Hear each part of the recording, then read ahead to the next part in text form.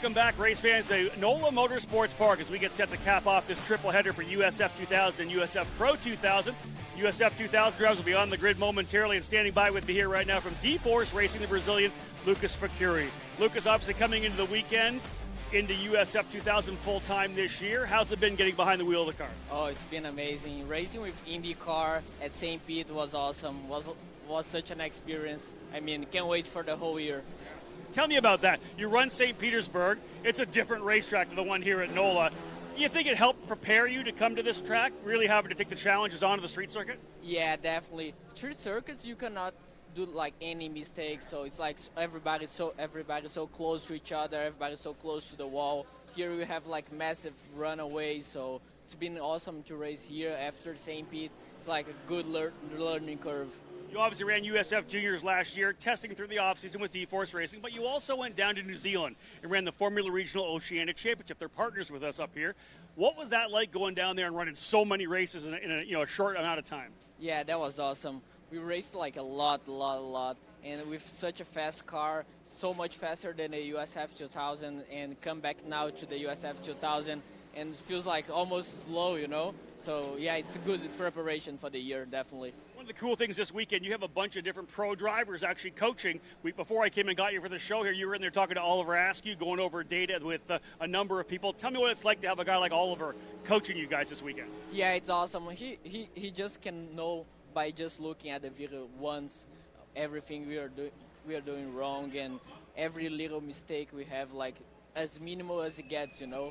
And just to have him, Nolan, and everybody here to help us, it's amazing. It's a huge help for everybody. Yeah, Oliver Askew and Nolan Siegel here. Oliver, as we know, a two-time champion coming up through what was then the Road to Indy, now the USF Pro Championships. There's a lot of drivers these guys are chasing right now. We know in USF 2000, obviously coming out of the gate at St. Petersburg, Max Garcia was super strong. Everybody here at D-Force Racing gunning after Pabst Racing, and let's have a little look.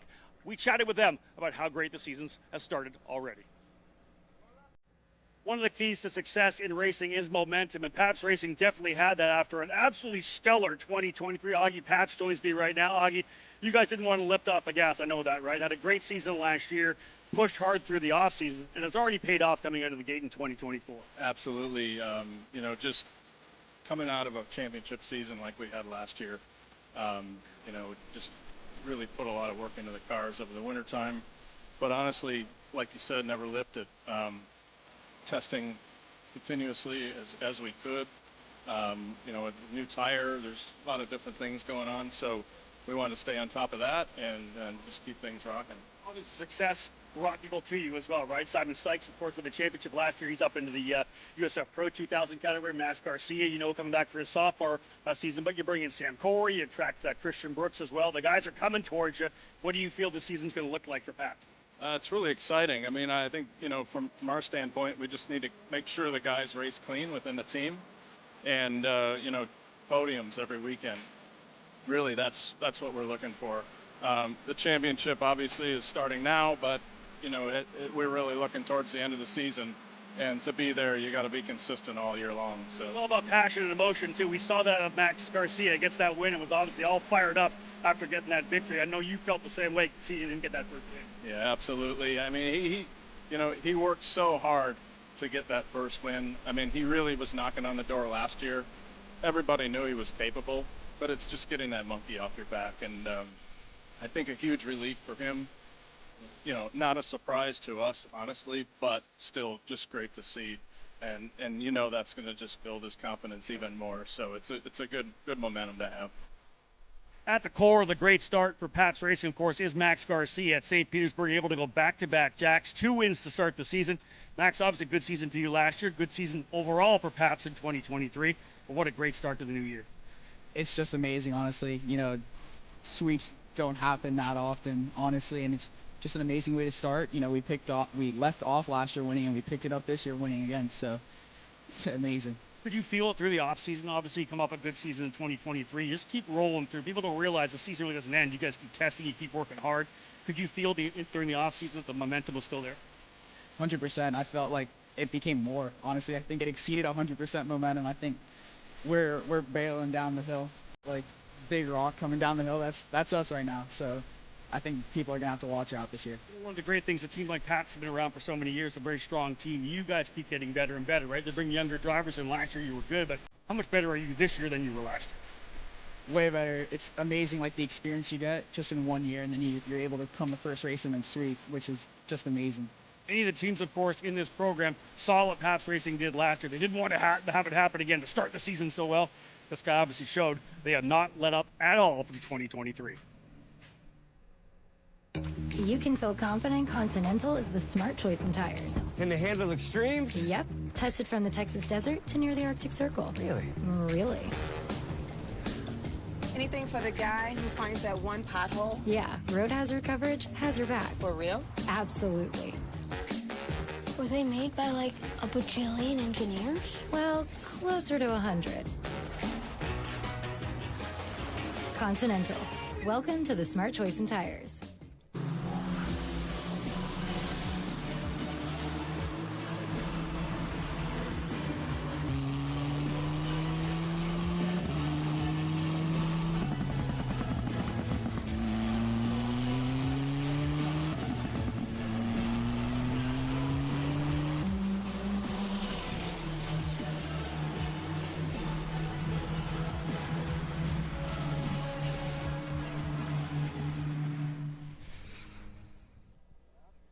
And once again, back here at NOLA Motorsports Park as we get set for really the final 3 races of what has been a tremendously exciting weekend thus far.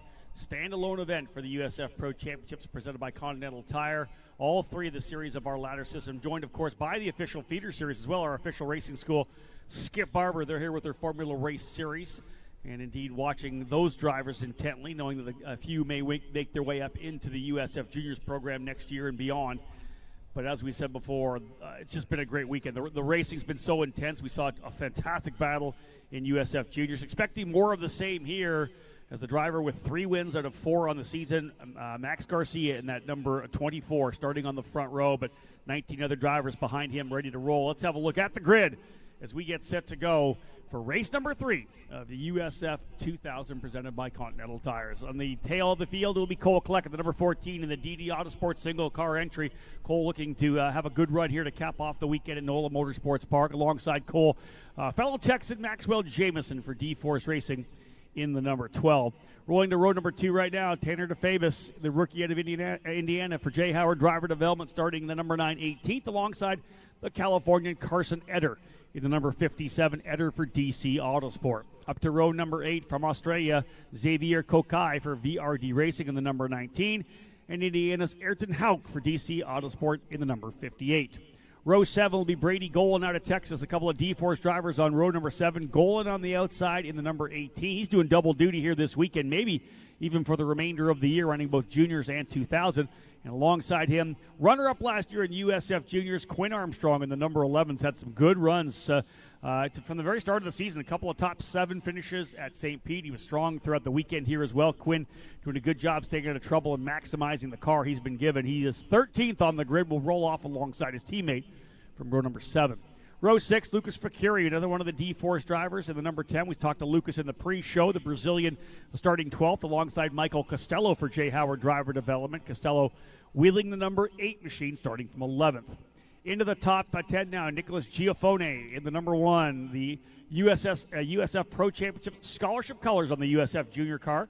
Of course, Giafone winning that USF Junior Series last year, moving up to USF 2000 with D-Force this year, the Brazilian starting 10th, alongside Thomas Schrag from Ohio. It's been bad luck for the first 2 races. He's had good speed, an issue with bent suspension after hammering a curb in race 1. He got caught up in the restart, and with nowhere to go, really the chain reaction knocked the front wing off of Thomas Schrag's number 92 for Exclusive Autosport. So he is just simply looking for a turn of fortune starting in the 9th position. Row number 4, starting on the outside, Elliott Cox. He has not had the luck either. He's been driving very well, but got caught up in a couple incidents, not of his doing. Cox in the 67 for Sarah Fisher Hartman Racing Development, starting in the 8th spot. Inside of that row, the driver who came away with the victory in race number 2, Sam Corey out of North Carolina for Pabst Racing in the number 23. Great spot in the points right now, right there in the top 3. Corey starting 7th. Row 3 will have Joey Brienza on the outside. It's been a consistent weekend for Joey Brienza. Podium in race 1, top 5 in race 2, the exclusive Autosport driver right in the middle of the championship chase, bouncing back from a solid, if not spectacular, St. Petersburg weekend. Brienza in the number 91 starting 6th alongside Hudson Schwartz, who led early in race number 2. The Pabst Racing driver just 14 years of age, the rookie in the 22 rolling off from 5th. Now we got the drivers who we've seen battle throughout this weekend. Evagoras Papasavas will start on the outside of row number 2. The Jay Howard driver development piler balking a little bit at the restart for race 2. He got eaten up but came back again to get on the podium. Papasavas in the number 6 starting 4th. Inside Max Taylor, who spun out of the lead in race number 2 for VRD Racing in the number 3 machine. Almost took out his teammate Nico Christodoulou, who went to the grass, but both those drivers able to capitalize on a late race caution to salvage their finishes 6th and 7th for Taylor and Christodoulou respectively. It'll be Taylor on the inside of row number 2, Christodoulou on the outside of row 1. But again, the driver put it on the pole position once again. It has been a strong start to the season, as I have said already. 4 straight podiums, 3 of those being race wins. Max Garcia in the number 24 out of Coconut Grove, Florida for Pabst Racing is your outright point leader. And indeed, an impressive run for him. I talked about qualifying a little bit. There's a number of drivers who went faster in race 2 than they did in the second qualifying lap. So Christodoulou, Taylor, Papasavas, Corey, all using their fastest laps from race 2 to set the grid as opposed to their second fastest laps in qualifying 2. So again, Garcia and Christodoulou on row 1, Taylor and Papasavas on row 2, Schwartz and Brienza will be on row number 3, Corey and Cox on row 4, Schrag and Giafoni on row 5, Costello and Fakiri on row 6, row 7, Armstrong and Golan, row 8, Hauk and Kokai, row 9, Eder and DeFavis, and Jameson and Kleck on row number 10. Field coming through what will be the flat-out turn 8 and 9 section onto the straightaway that leads them down to the hard-braking turn 10, one of the best passing opportunities we've seen throughout the weekend. It's been wild watching guys go 2x2 through there, all fighting to see who gets the apex of turn 12. We've seen some great overtakes. We've seen a couple incidents, a little bit of contact. Nonetheless, 3 more races for you here today. USF 2000 drivers on the track now. USF Pro 2000 will start getting themselves going as well. As I said, the Pro 2000 have a green flag at 2:15. About an hour from now, they'll be taking their own green flag, and then we'll cap things off with USF Juniors. The final race today, green flag at 4 o'clock this afternoon. USF 2000, will fire up the last run through the rotation here at the Continental Tire Grand Prix of Louisiana. Time to go racing. Garcia on the inside and Christodoulou on the outside. Let's see what happens down in turn number 1. Field set. Looking good, nice and clean, waiting for that green flag as they work their way up. And there it is, green flag flying. Green, green, green. Start the final race here at NOLA for USF 2000. Everybody staying in order right now. You're always cognizant of what's happening around you. Down into turn number 1. Trying the outside line. Christodoulou might come away with the lead, and I think he will. Christodoulou with a good jump. He's able to go around the outside of Garcia, move Nico Christodoulou to P1. Looks like Max Taylor slotting in, I believe, to the 3rd position. Good start there for Elliot Cox as well as he's trying to hold on to his spot. Papasavas able to jump into the position. Cox trying to hold on. Great start for Elliot Cox up into 5th. But there's your opening lap right now. Oh, a driver's gone 4 wheels off. Someone just off the edge and the car getting pulled off the side of the racetrack. That was kind of, I think, tail end of the top 10. Nonetheless, the opening lap underway. 15 laps for this race within the 45-minute time window. 18 for Pro, 12 for Juniors. And again, the opening lap. Good start here. Christodoulou out to a pretty decent lead. We'll see how the top 10 stacks up. We have a great fight further back. The last 5 drivers in the group are just scrapping. Not sure what happened to Giafoni there. Started 9th, but he's all the way back there. I want to say probably in around 15th or 16th, leading a group well back. That final kind of quintet at the tail of the field. Here comes Christodoulou. Good opening lap, leveraging the cold tires. Not a Sebastian Weldon-sized opening lap lead, but nonetheless, it's a strong one at 1 second. Or Weldon was 2.7 seconds out. Christodoulou, Garcia, Taylor, Papasavas, Cox top 5, Brienza 6th, Corey 7th, Schwartz 8th, Schrag in 9th, and Costello rounding out the top 10. Giafoni, he's actually potentially, I think he might be in the pit lane. He is. Giafoni's gone to pit lane. A trouble for Nicholas Giaffoni. Man, what a tough weekend. Giaffoni was 7th in race number 2. Remember, he had the contact with Elliott Cox in race number 1. But into pit lane for something there for Giaffoni. Not sure what happened to him, but whether mechanical, we'll see if he gets back out, if they're able to repair something. But nonetheless, Giaffoni into the pits. Christodoulou holds that lead. Garcia settling in. And again, that's that's the confidence. When you look at a driver like Max Garcia, and you think about what he did in terms of last year coming in, not able to run the first race of the year at St. Petersburg, he had not yet turned 14. Then kind of goes through the year, makes some mistakes, a couple over-aggressive maneuvers that he probably didn't need to do when he came away with better results. But that's the mark of a driver who gets that first year done and learns a ton, and then comes back with a different level of confidence and poise and maturity. That's what we see year on year with the drivers coming up through the ranks, and that's the beauty of this program and the laddered step coming out of juniors to 2000 to pro. You're adding horsepower and downforce and braking as you work your way up through the program. Level of competition as well. Saw Aaron Hauk try to hold off Brady Golden there, made a move to the inside of the racetrack. Golden's going to try to pinch him down. See that just further back there. There's a fight between, I believe, Schrag and Costello.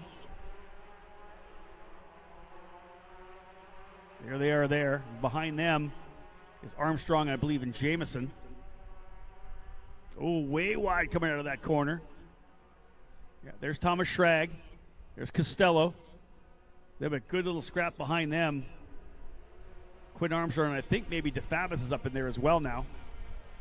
DeFabis, pardon me. I got to get that name correct. I got corrected. I'll get it right. Drill it in my head. Nico Christodoulou's lead, though, 2.4 seconds. He is jetted out.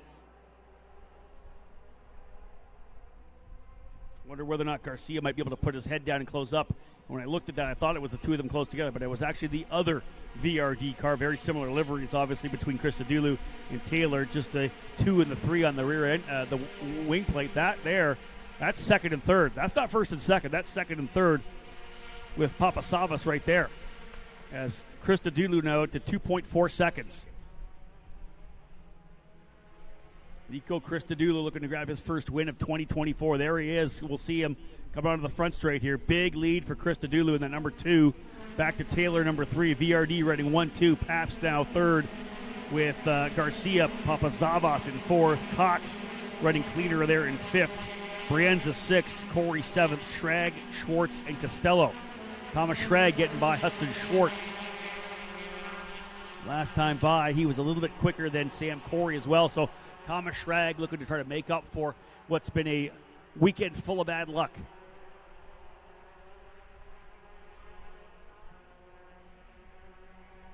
You can see the lead significant for Christodoulou as Taylor in that number 3. Going to hold back now, charging Garcia. Max comes in with a solid point lead. Significant over Papasavas.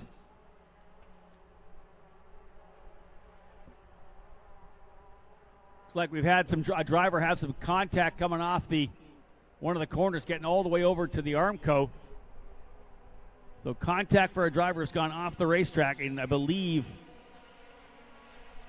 we're thinking maybe turn 2, but not quite sure yet. We'll try to figure out where that contact is, but we have a driver off, and I think we're going to go full course yellow here potentially.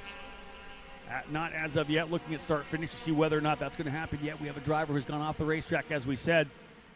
Leaders coming onto the front straightaway here. So driver's not all the way to the Armco, but off the racetrack coming out of turn number 3. Well off the racetrack. So still clean and green for now. That driver, as I said, way off track.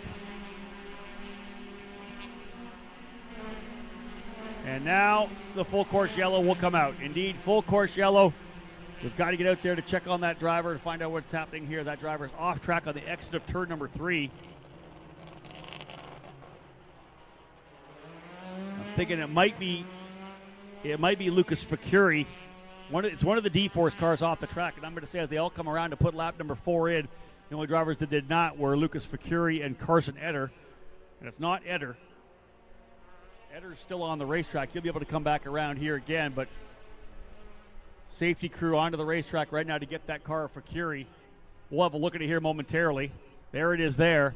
I wondered if he got all the way to the Armco, but he's not. He's significantly away from the Armco already, but that's contact. So left front contact, so you got to figure him down the inside, left front to right rear potentially. That kind of a deal going through turn number 3, scrapping for position. Facuri, we'll get another shot of that one here. And I'll show you how far away. Again, visuals looking like he may have got into the barriers, but that's how far away he is. He's a long way away from the Armco. But just the damage to the right front. And at that point, again, like coming around the corner, you can't steer. You're straight off the racetrack.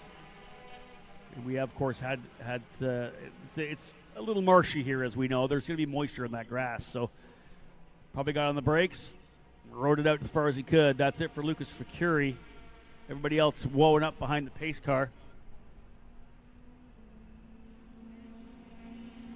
Carson Eder's been able to get back around as well, so he'll be able to close back up. Pace car waiting down here in turn number 1. AMR safety crew has now got to the driver. Christodoulou, your leader. Taylor in second. That lead of 2-point-something seconds is gone. Max Taylor now right there on the gearbox second. Garcia third. Papasavas and Cox fourth and fifth. Brienza sixth. Sam Corey seventh. Thomas Schrag eighth. Hudson Schwartz ninth and Michael Costello in 10th. Quinn Armstrong 11th. Maxwell Jameson in 12th. Tanner DeFabus in 13th. Xavier Kokai in 14th. Ayrton Hauk 15th. Cole Kleck, Brady Golan, and Carson Eder will get back around here momentarily to put his 5th lap in the books. 12 laps. 7 to go. I don't think this is going to take a long time. But the crew is there. Again, it's the beauty of having the AMR safety crew here. They know exactly how to get this thing hooked up. Get the tow bar through the roll hoop, get her hooked, secure it down on both sides of the rear of the car, and away we go. Pace car will woe him up, and we'll get back to it.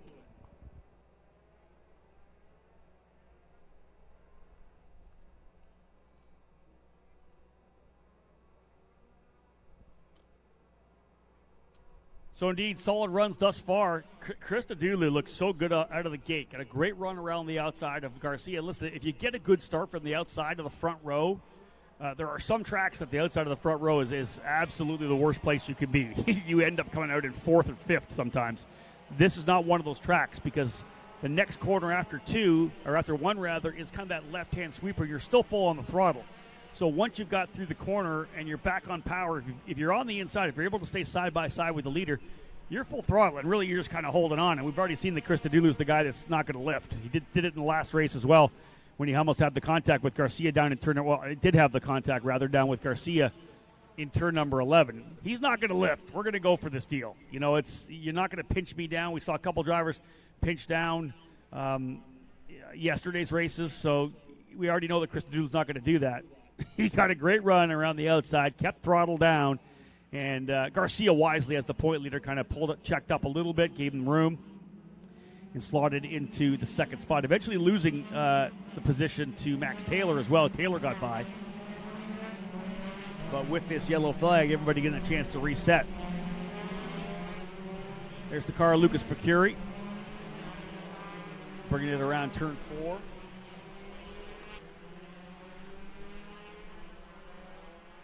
Expect for a shortcut, and then they'll bring it back around to get to their spot. There it is there.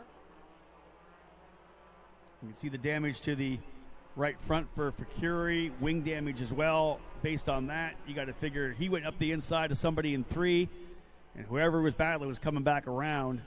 And listen, I'm surprised we only have the single car damage. Then to have that kind of incident, does anybody have a potentially damaged right rear, right? That's something to consider if we had the contact there. Again, if we look Try to figure out where, again, looking at the grid, Fakuri was right around Giafoni. Oh, okay, hold on. Was it Giafoni? Is that how Giafoni had to come to pit lane? Now, he spotter on pit lane telling me potentially front end damage for Giafoni. He's on the sidelines, but yeah, lap 3. I don't know. Maybe side-to-side contact between the two of those drivers. But again, that's just speculation. Believe we're going to go white this next time by. Indeed, they got that car back. We're going to go green, pardon me, next time by. We are flying. The pace car has stood in the loud pedal a little bit, try to get out in front of that field as they work their way down the long back straightaway to turn number 10.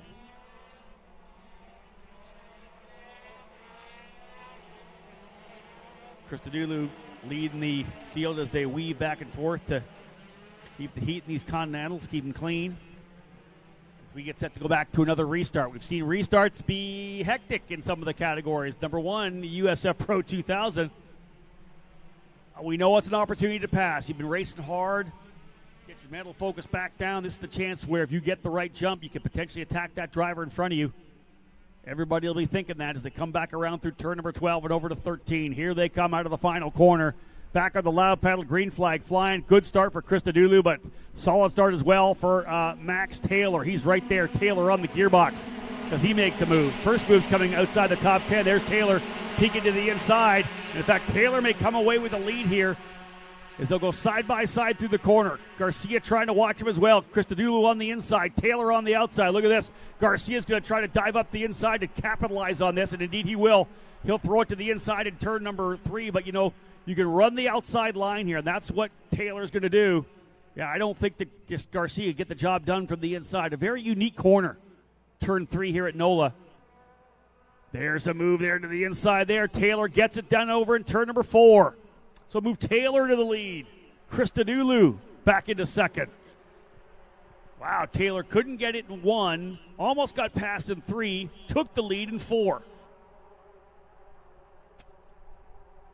I'll tell you, it's the best racing I've seen here at NOLA Motorsports Park. We were here for Winterfest many years ago, 2014 maybe, something like that, for a winter series that we put on to get drivers dialed in for the next year. As someone gets ruffled off the track coming out of turn number 9, going to run out of room. Who was that went off? Was that Garcia? That might have been Garcia. Yeah, he and Christodoulou were side by side coming out of turn number 9. Garcia ended up 4 wheels in the grass.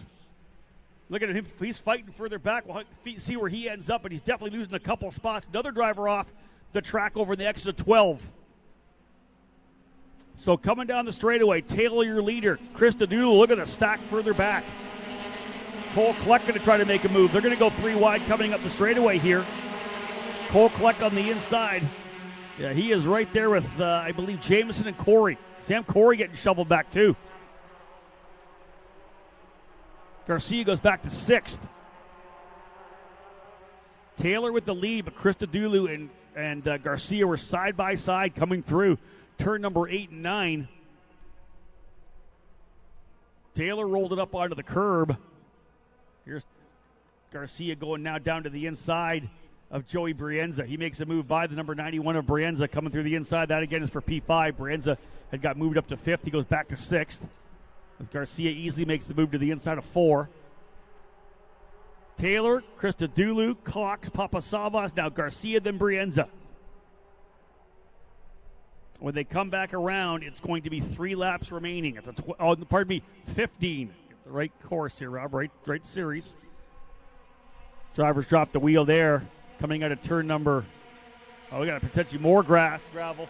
A lot of dust up there over in turn number 6 and 7. Here's another move here. As we've got, that was a pass on Cox. I think that may have been the move. Trying to figure out, that was Papasavas, I think, by Elliot Cox. Now, that was for 3rd. Cox was 3rd, but he's now back to 4th, and with Garcia 5th. Cox trying to see if he can't come back after an issue. Like an issue for the number 19 of Xavier Kukai. I think he's off track somewhere as well. We may be going back to full course yellow, but at this point here, watching that issue with Kokai, there was a ton of dust shot up over in turn number 6, the gravel trap in the back part of the racetrack. We're keeping a look at it right now. And indeed, full course yellow once again. Full course yellow, incident further back in the pack. This is not going to take long. Going to figure out who's involved. Carson Eder may be involved as well with Kokai. Number of drivers in this one as well. Yeah, Xavier Kokai and I believe Carson Eder as well. Looks like right front damage to the DC Autosport machine of Kokai. He's just off to the right side. The shot we're looking at there is Kokai backwards, but just to the right of that corner, I think coming out of turn number 5. Yeah, you get behind the Marshall stand there, you can see the car of Carson Eder. So after a really good run in the opening race for Carson, the last 2 have been rough, and he's going to finish 18th. Kokai, if they can get him continued, will go, but likely damage for both of those cars.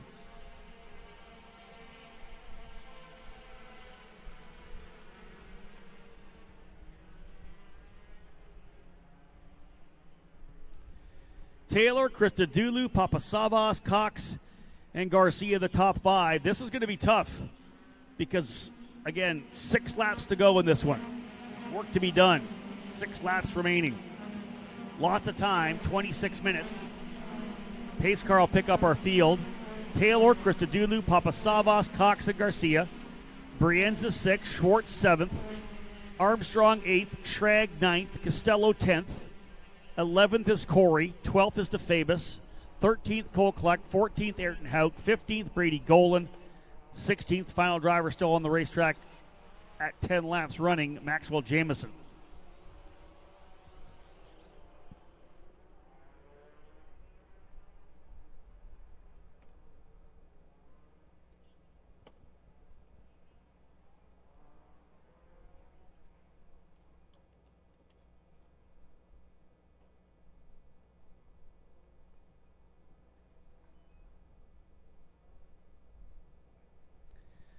So you can see the car, as I said, to the right side.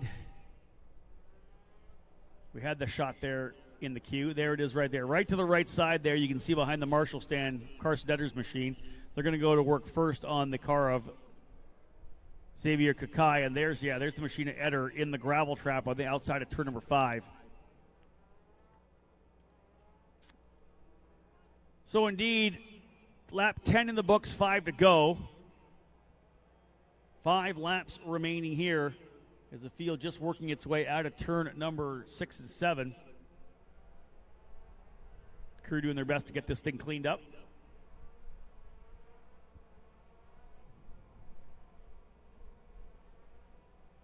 I love the fact that I throw out the Winterfest series, and of course my good friend Steve Wittig from Trackside Online dropping me a text. A little info from the stat man. 2015 Winterfest. How about a couple of these names? Nicholas Latifi, who would go on, of course, to Formula One. Jack Aiken, who has been very impressive running both Formula cars and sports cars. Came over from Europe, did some seat time in what was then the Pro Mazda car. And Steve saying also was the first official running for the IL-15. So there you go, the Indy Next car, the IL-15. Of course, Steve Wittig always rolling in some tidbits there. Nice to get to Steve. Fantastic.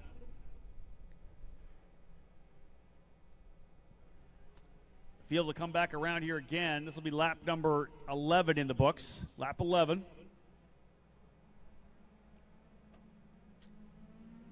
Safety crew doing an excellent job getting things cleaned up over in turn number 5 as expected.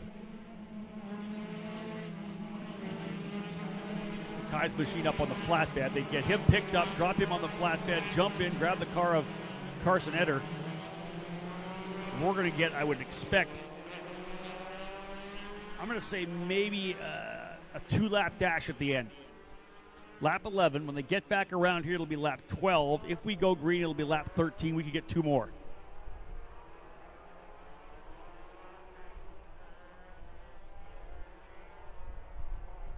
More obviously, we talk a lot about that Winterfest where we ran NOLA. We also ran Barber Motorsports Park, and Diane Swintel dropped me some info as well.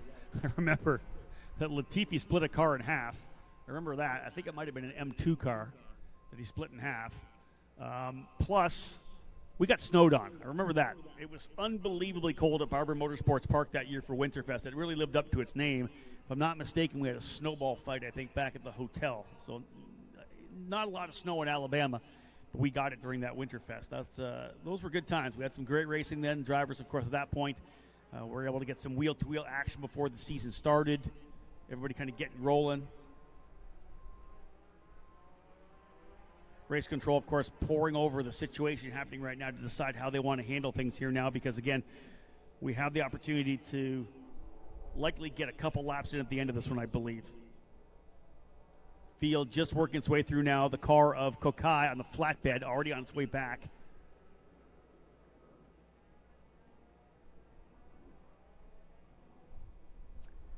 All right, so the call coming in from race control, red flag. So we're going to preserve some laps at the end of this one. Red flag, they'll all come back into pit lane. So when they come back to pit lane, we will not yet put lap 12 in the books. We'll go red flag, we come in here. When they come back across the line, it'll be 12. When they come back to get the green, it'll be 13. We're going to line up here, folks, for a 2-lap dash to cap things off here for USF 2000 with Taylor, Christodoulou, Papasavas, Cox, Garcia. That'll be the top 5. It's going to be a wild one, but red flag being called, and I think that's the wise move with an effort to try to make sure we can preserve a couple of laps of racing at the end of this one. We have the window. That's why we use the 45-minute time window. We have 21 minutes of time still remaining. So the opportunity is to try to keep circulating under yellow if we can get the thing cleaned up quickly enough, right? You can come and sit on the red, but at this point, a couple of laps of yellow is fine.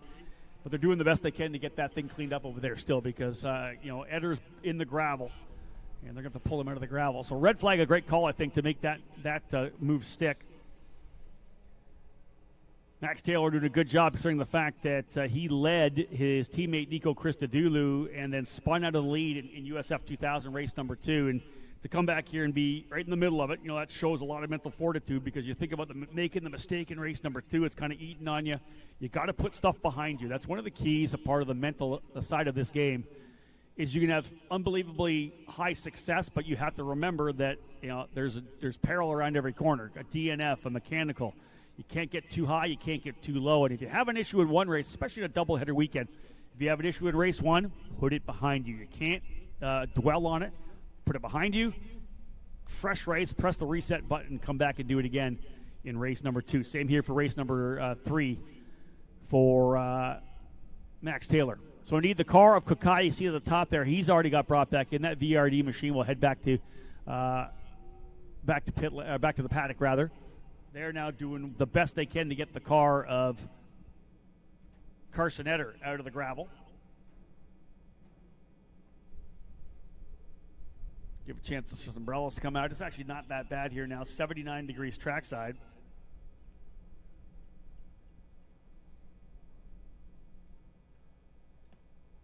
Field working their way now down there, you see. As they come down, some umbrellas popping out to keep these guys cooled off a little bit. Taylor P1, Christodoulou in second. Papasavas looking for his 5th straight podium to start off the season. Cox 4th, Garcia 5th, Brienza 6th, Schwartz 7th, Armstrong 8th, 9th is Schrag, 10th is Costello. Not sure what happened to Sam Corey to drop out where he was because he was up there in 6th or 7th, but he ends up falling outside the top 10, so he'll be attacking big time here on the last couple of laps. Again, 11 laps in the books. When they leave pit lane, that will be lap number 12. When they come back around to get the green, that'll complete lap number 13. We'll have 2 laps of racing to see who stands on top of the podium here for race number 3. Behind Corey in 11th, Tanner DeFabus in 12th, Cole Kleck 13th, Ayrton Hauk 14th, Brady Golan, and Maxwell Jameson. 16 drivers remain on the lead lap here. Xavier Kokai, of course, out. Carson Eder, the contact over in turn number 5. Giafoni, 8 laps down as well. And for Curie, Giafoni may actually be at the tail of the grid. Yeah, there he is back at the very, if you look, well, you can't see it. We're on the wrong screen, Rob. There's the car of Eder coming back, but Giafoni just pulled back out of his pit spot into the tail of the grid. So he's open for more. He wants some more chaos because he's 19th.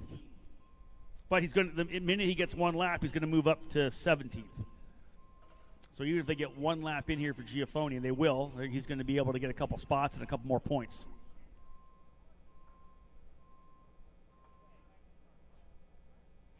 So going around this racetrack, it looks like we're clear.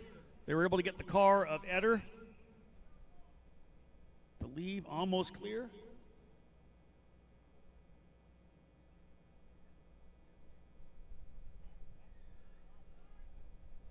So the call from race control has come to refire the motors. Get back at it. It'll be a 2-lap dash for the race win. Taylor, Christodoulou, Papasavas, Cox, and Garcia, top 5. Right there will be Brienza and Schwartz, Armstrong, Schrag, and Costello, top 10. And they are rolling. Papasavas has yet to leave. Everybody else waiting. They're going to try to refire the car of Papasavas.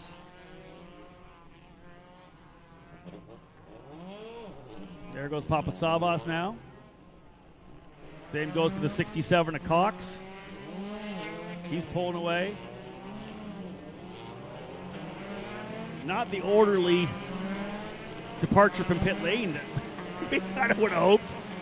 How many times in the past have we saw in IndyCar or other programs where you weren't able to refire the engine when you got rolling, when it was time to go back at it?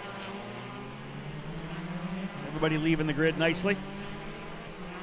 Mateo and Charlie is Nicholas Giafoni, and just leaving the grid, he jumps from 19th to 17th, getting the other lap in. So he's 2 laps back. Giafoni doesn't need to be in the fight whatsoever.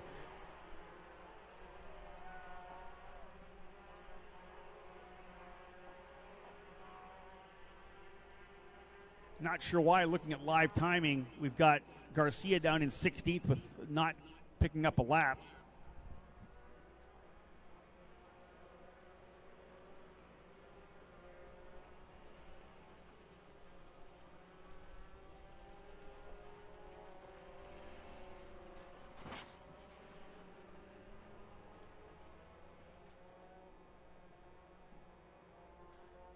So indeed, live timing, keeping an eye here on Max Garcia. It says 16th on live timing if you're watching at home, but indeed he did leave and is right behind Elliot Cox in P5. So they'll keep an eye on him. So once again, folks, we got lots of time. There's 15 minutes still left in the session. When we get going, we got about, I'm going to say, 3 minutes of action? It's going to happen quick. Taylor and Christodoulou, the VRD drivers, run 1-2, but Papasavas right there. He has not yet tasted victory here in 2024. Super consistent. He's been to the podium all 4 races, but he wants that win. So does Christodoulou. He's had great speed. Get ready for this one. To dial things in here. 2 laps to go. Lap 13 goes in the books. Out of turn number 17. Everybody on the loud pedal, and away we go. Big run down the straightaway. Down to the bottom goes Taylor. Christodoulou right on the gearbox. Who's the first driver to try to pop out to the outside? They may go 3 wide down into turn number 1. Christodoulou's going to go on the outside. He's going to try to do to his teammate what he did to Garcia. And he does. Around the outside, Christodoulou goes to the lead on the restart. Right there with him, though, is Papasavas. Does he throw it down the bottom of 3? He's not close enough. A little cover down the bottom. No, there goes Papasavas. Deep move to the bottom. Papasavas going to run it wide, and he does. Book it. Papasavas to P2. Great run there as Cox on the outside of Taylor now. Elliot Cox better watch out on the outside as in comes the 24 of Garcia. Right there as well as Joey Brienza. They're on the throttle on the outside of turn number 4. We know how much you can hold out there, but turn 5, a little bit of a lift, maybe a little bit of drag on the brake through 5, through 6 now, over to 7. Great start there. Oh, Cox drops a wheel. And he's going to lose a spot. Elliot Cox pushing hard on the outside, got hung out to dry a bit on the outside of turn 6. He wants to just bring it home for a result right now because he had a couple of rough ones. White flag waiting in the hands of our starter for Nico Christodoulou, who took advantage and has walked away. Here they come. Look at the gap he's got over Papasavas, who's gone to second. What a start of the season here for Evagoras Papasavas. Man, that's the consistency you want out of a driver. Christodoulou, though, out front. Taylor now runs in 4th spot. Taylor 3rd, Garcia 5th. 4th, Brienza up into 5th. Here they come across the line, white flag flying. Christodoulou has, I believe, a comfortable enough lead. Yeah, he should just be able to hit his marks for win number 2. That's all he's got to do is get the job done. But it doesn't take much to make a mistake at this tough racetrack. Here's a pass further back, big move. Cox trying to hold off Hudson Schwartz. He does. Schwartz looked to the inside, but right behind them as well was Costello and Corey. Schwartz looking to the inside now at Cox. This is where Cox lost a spot here yesterday to Giafoni. He's on the outside. Schwartz trying to hold the inside. Cox has got the inside line coming back to 4. Great job for Cox holding that spot, but you could run the outside a bit here. No, Cox is going to move across a bit. That's the way to get it done, and he'll hold the spot. Right behind them, though, closing up is Costello and Corey. Last lap for Christodoulou. Solid lead. Papasavas in 2nd. Little dust up there for Papasavas. Oh, driver's gone off. That is Cox. Elliot Cox off on the outside of turn number 6. The field streams on by. He'll go to the back of the pack. Trouble for Elliot Cox, but back up front on the final circuit. Here's the run out of 9. Capping things off in USF 2000. 3 winners to start the season, but we're going to get a new one. We know that race number 4 went to Sam Corey. Looks to me like Nico Christodoulou is going to put the first W up on the board. A winner last year in Toronto, the VRD crew running into the fence out of 13. Nico Christodoulou will win race number 3 here at NOLA Motorsports Park. A beautiful restart pass on his teammate Max Taylor. He takes the spot. Papasavas ends up in 2nd. Taylor 3rd. Garcia 4th.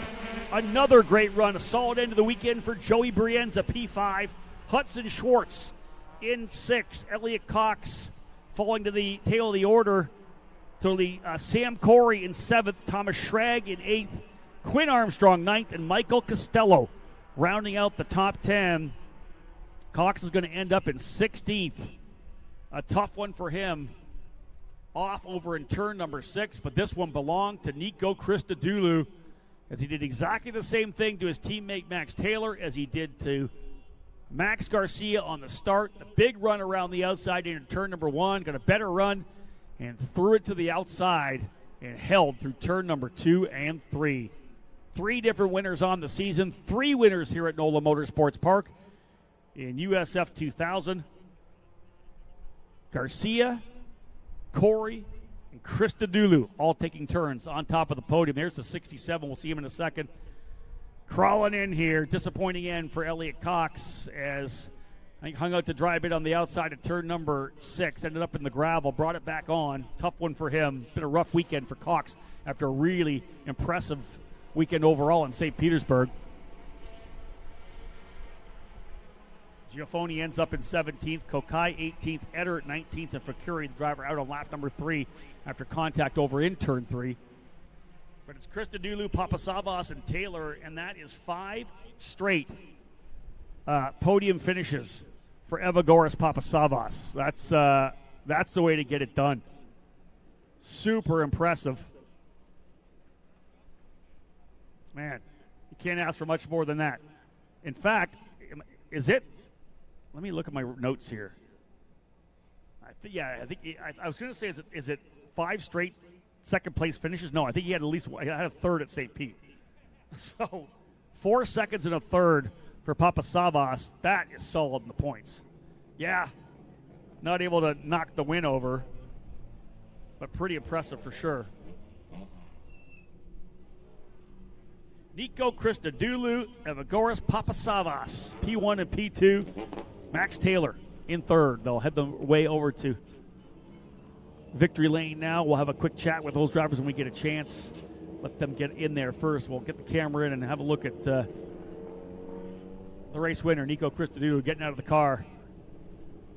He'll be pumped for that for sure. There it is. There's the shot. As he's going to get up and out of that car.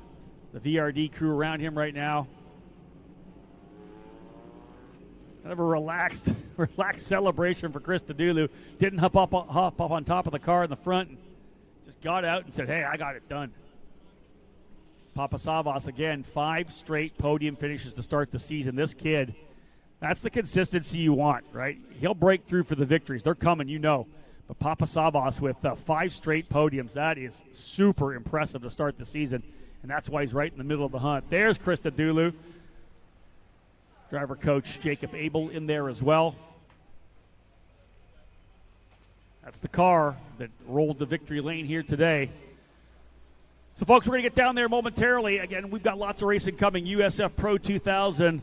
We still got some time for them. They don't even roll out onto the grid for another almost 15 minutes. So we're going to head down to Victory Lane here momentarily. Don't go anywhere. When we come back, Victory Lane celebrations with Nico Christodoulou. You can feel confident Continental is the smart choice in tires. Can they handle extremes? Yep. Tested from the Texas desert to near the Arctic Circle. Really? Really. Anything for the guy who finds that one pothole? Yeah, road hazard coverage has your back. For real? Absolutely. Were they made by like a bajillion engineers? Well, closer to 100. Continental. Welcome to the smart choice in tires.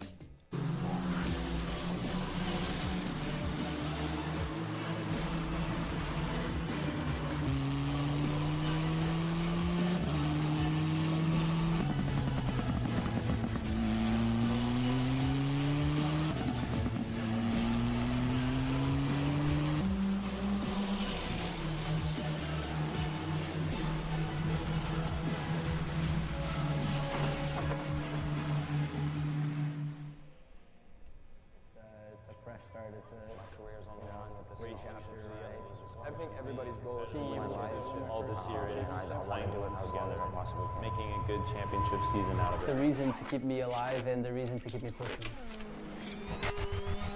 I mean, a lot since I can keep going up the ladder. All those champions and wanting to become part of that list. The drivers are racing aggressive with me, I'll race aggressive with them. The scholarship is incredibly important. It's obviously the goal for every driver. I'm going to rewrite what happened last year in terms of that rivalry with him getting the best of me. When you win a race, it's the best feeling ever. Field is stacked. Hopefully this year we can have good luck. Having the scholarship money to move up next year is really all I'm aiming for.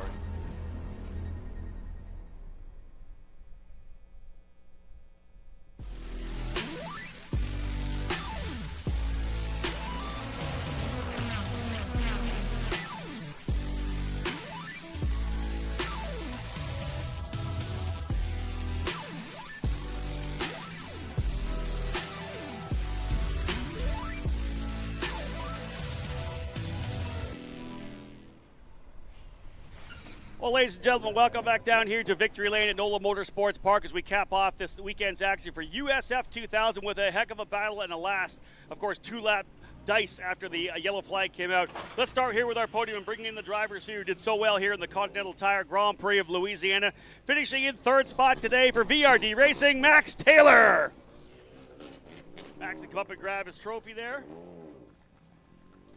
Solid points for Max Taylor coming back after that spin in race number 2. Finishing in 2nd, folks, 5 straight podiums here on the year. What a consistent season thus far for J. Howard Driver Development. Evagoras Papasavas.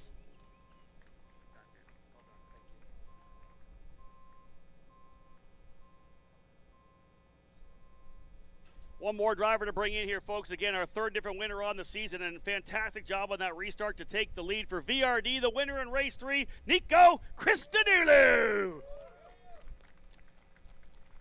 Nico, I think one of the great things about that was you kind of practiced the move on the opening lap. You knew what you could get done, but man, holding around the outside like that, just give us a little feeling on what that's like. Yeah, I mean, watching the pro race and seeing how they were going side by side, I knew there was a lot of grip around the outside, so I made sure to take advantage of that, brake super deep, and hang it around the outside and secure the win that way. Talk a little bit about how you guys kind of worked your cars. You guys got better and better throughout the weekend. You guys, both you and Max, were rocket ships in this last race. Yeah, me, Max, Xavier, and the whole VRD team, we put together a pretty good missile for this weekend. Started off quite slow, but we built it, we got there, and in the end, we got a race win and a podium. Who do you want to thank today? Yeah, I'd love to thank all my sponsors, IC Property Management, ARS, Hamadi. I'd like to thank all of VRD. I'd like to thank all the VRD Arden boys for coming out. I'd like to thank my dad and all the supporters back home that are watching. And yeah, without all these people, this wouldn't happen. Well done. You had to do the drive and get on top there. Grab that podium, P1. What a great job for Nico Christodoulou. Enjoy that podium up top. A fantastic drive around the outside on the restart to be able to take the lead, then secured that position over those last couple of laps while everybody else was scrapping behind them. Definitely a good race here in USF 2000. I think what we've seen is there are a lot of people with the ability to win races here in 2024. We know Max Garcia came out of the gate with 3 straight wins, but Sam Corey getting a victory. This one could have went to any of these 3 drivers here on the day. Of course, we know that Max Taylor led a number of laps as well. He was right in the hunt. The win for him in USF 2000 just around the corner. But Nico getting this one done as the 3rd winner on the season for USF 2000. Of course, now looking forward to the month of May for these drivers here. USF Juniors going to Barber Motorsports Park in a couple of weeks. After that, the road course at the Indianapolis Motor Speedway for the drivers here in USF 2000 and Pro 2000, and then onto the oval at IRP. Great way to cap things off on the day here, though, guys. Are we good to go? Grab that champagne, go, let's have some fun. Grip it and rip it. You guys can get those suits dirty because you're not going to wear them until May. Nico Christodoulou, folks, his 2nd win in USF 2000 competition. A solid one that puts him back into the championship fight here at the start of the 2024 season. If you're watching online on YouTube or on the app, don't go anywhere, folks. We're just a few minutes away from getting things underway with USF Pro 2000. Those drivers on the racetrack here momentarily to cap off their weekend here at NOLA Motorsports Park.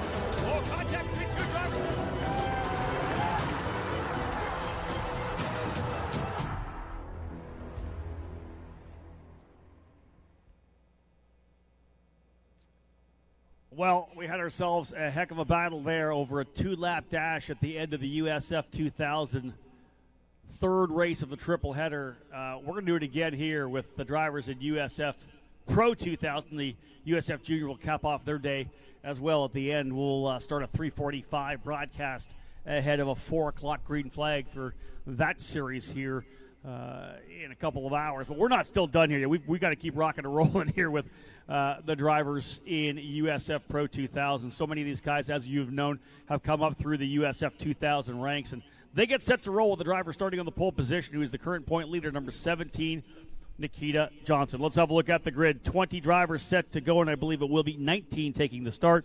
It'll be Adam Fitzgerald for Turn 3 Motorsports, starting on the outside of row number 10 alongside Braden Eves in the number 92 for Exclusive Autosport. Row number 9 will be Jorge Garcia from Mexico and D-Force Racing in the number 10. His teammate out of Brazil, Nicolas Monteiro, on the inside in the number 9. Row 8 will have Logan Adams out of Greenfield, Indiana in the Comet Racing number 21, starting 16th alongside Tyke Durst for Turn 3 Motorsports. On row number 7 on the outside, Danny Dashelski. He had a top 5 run in race number 1. Issues in race number 2. Looks for redemption here in race 3. And I don't believe that David Morales will be taking the green in the number 28 for TJ Speed. So there'll be an open spot left there in the inside of row number 7. Lockie Hughes, the former point leader, after having a great run in St. Petersburg, has not had 2 good races at all here in New Orleans. Looking forward to see if he can't, salvage some points here in race number 3 for Turn 3 Motorsports. He'll start 12th alongside Nicolas Baptiste for BN Racing, who had great speed in race number 2. Baptiste in that number 74, starting 11th. Row number 5 will have a couple of drivers out of California. Ethan Ho on the outside for Turn 3 Motorsports, the rookie in the number 68. And on the inside, Frankie Mossman for Jay Howard Driver Development in the number 6. Row 4 will be Christian Brooks on the outside, another Californian. Pabst Racing for the number 19. Brooks on the outside of row number 4, starting 8th. Inside, the other of the 2 BN Racing drivers out of Mexico, Ricardo Escoto, second-year driver in the number 77. We'll go down to row number 3 on the outside. The Canadian Matt Clark looking to keep things rolling here. A good weekend thus far for the D-Force Racing driver, the former USF Juniors champion in the number 7. He'll start 6th. Inside, out of New Zealand, Liam Skeets for TJ Speed Motorsports in the number 26. P5 for Skeets. And again, these drivers I've said here, last 4 or 5, their times coming from the second best time in qualifying 2. Baptiste, he used his time from race number 2, as did Tyke Durst, Braden Eves, and Adam Fitzgerald. Moving up to row number 2 on the outside, Simon Sykes, a strong podium finish there in race number 2. Needed that for sure. The Pabst Racing driver, last year's USF 2000 champion, in the number 18, starting 4th alongside a winner already. Race 1 winner, Hunter Yaney for TJ Speed Motorsports. He'll start 3rd in the number 27. 19 drivers in the field right now, 2 in the front row. Off pole, Jace Denmark looking for his first win of the 2024 season. The Pabst Racing driver, pole for race 1. He'll be outside pole for race number 3 here. Denmark out of Arizona in the number 20, starting 2nd. But the driver they'll chase down to turn number 1 has taken over the point lead with 2 wins on the season right now. 1 in St. Petersburg, 1 here in race number 2 at NOLA. Nikita Johnson for VRD Racing in the number 17, starting on the pole position. Johnson and Denmark on row 1. Yaney and Sykes row 2. Skeets and Clark row 3. Escoto alongside Brooks on row 4. Mossman and Ho row 5 to cap top 10. Baptiste and Hughes on row number 6. Morales and Dashelski row 7.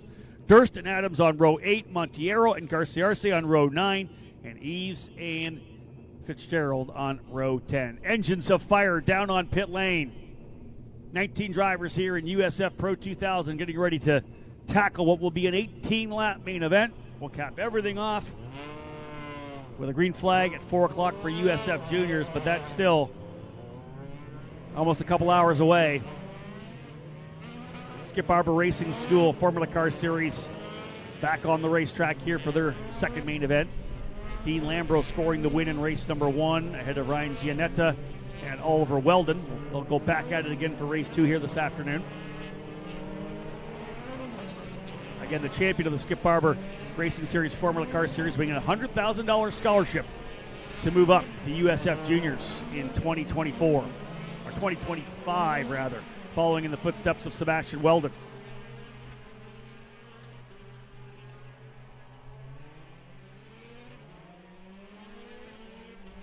The drivers have left pit lane. Everybody clear. One lap around and we'll get back at it. Nikita Johnson with the win in the second race. Hunter Yaney and Simon Sykes second and third. Matt Clark was fourth. Nicholas Baptiste fifth. Baptiste is going to start all the way back in 11th, but good speed into the BN drivers to potentially work their way forward. Been a rough weekend, as we know, for Braden Ease, former USF 2000 champion.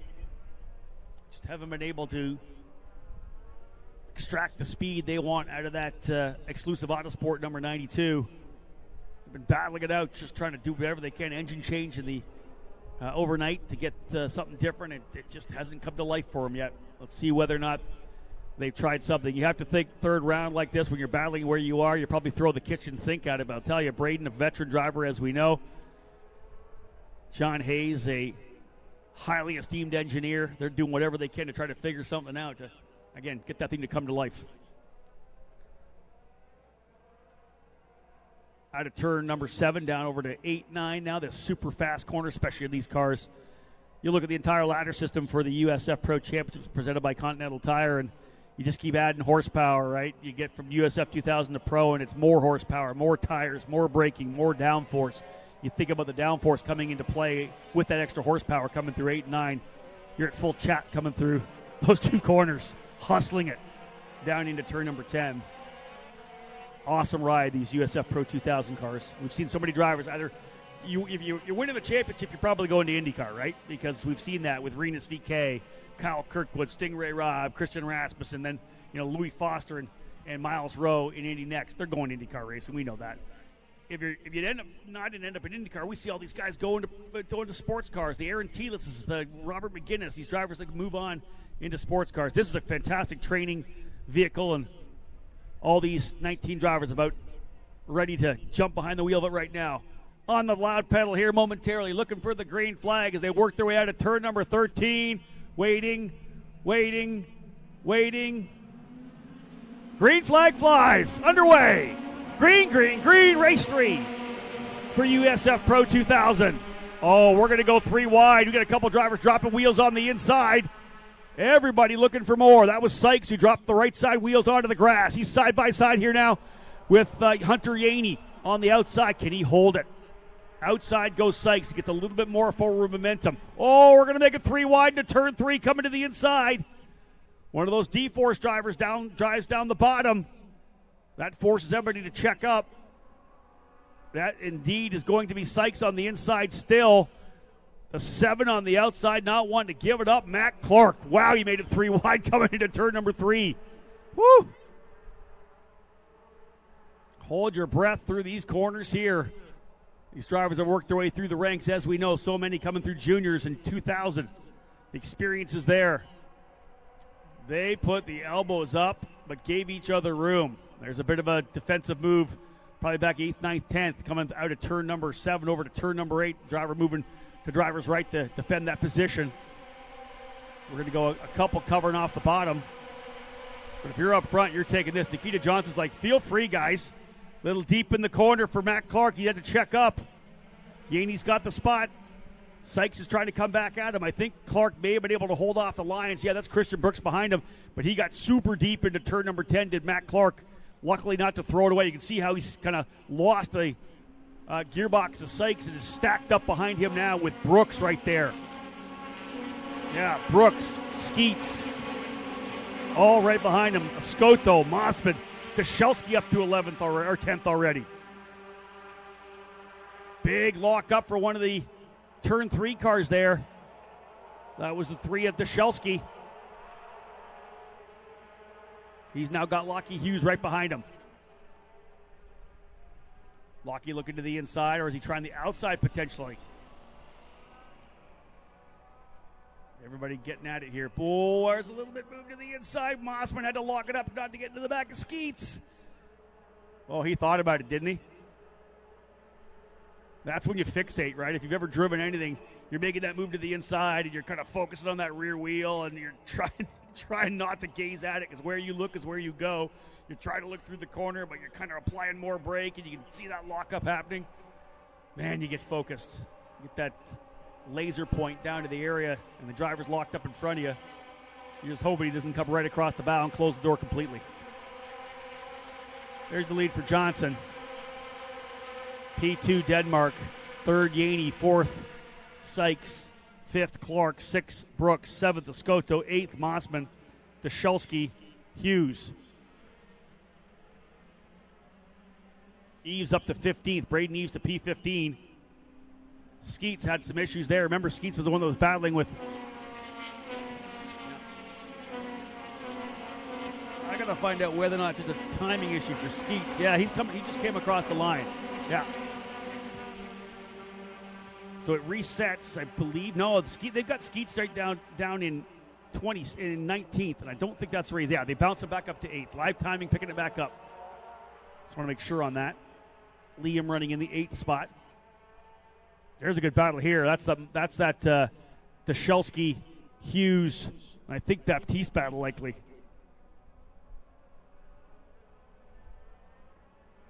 Oh, that's not going to work. That's not going to work. Move to the inside, into the side of Ethan Ho. Baptiste way to the inside there of turn number 4. There may have been a bit of contact. I'm not sure.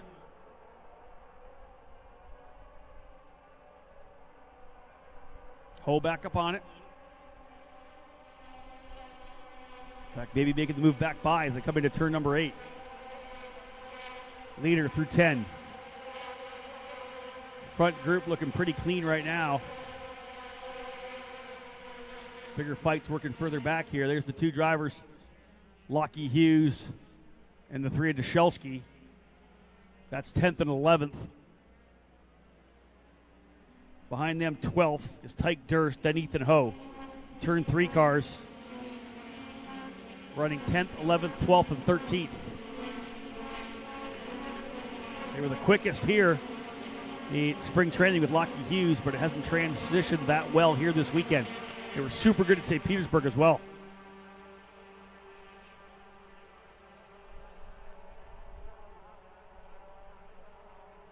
Logan Adams having a great run here again. Single car effort, running 14th. The focus for Logan is all about learning, trying to get as much track time as possible. He surrounded himself with some really good people. Of course, grandfather Mark Dismore Sr., no stranger to racing. Indianapolis 500, an IRL winner at Texas, won the Daytona 24. The family operates one of the finest karting facilities in North America, Newcastle Motorsports Park, one of my favorite racetracks myself. And this is all about learning for Logan Adams. He's just trying to get as much lap time as he possibly can. He's having a great drive here right now in 14th. As I said, single car effort, no data, and he's just learning. And, overdriving some corners earlier in the weekend, just trying to figure out what this car needs, right? Stayed out of trouble, rolled it on the trailer in both races at St. Petersburg. Job well done there, mission accomplished.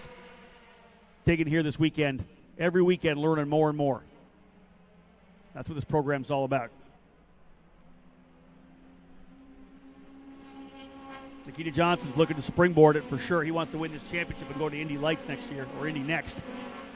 Did some testing at GB3 last week as well, and will likely run a number of GB3 races this year, maybe even the full season, but he's got to turn 16 first. You have to be 16 to run in GB3. And not yet 16, so when he does turn 16, he'll be moving to that program.